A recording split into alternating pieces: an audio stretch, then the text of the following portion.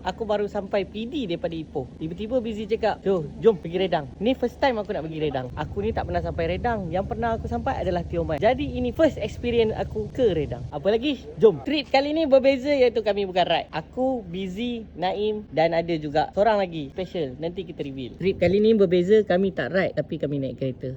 Kami dah sampai kat kapak. Inilah orang yang kami cakap, iaitu Noim Mas, Bruno Mas Malaysia. Sekarang kami masuk sepadan Negeri Pahang dan terus ke Terengganu. Suasana kita lihat kerbau ni adalah di Terengganu. Alhamdulillah kami dah selamat sampai ke JT. Kami dah sampai JT Bahar, naik bot akan terus menuju ke Pulau Redang. Gerak lu Papa Roger.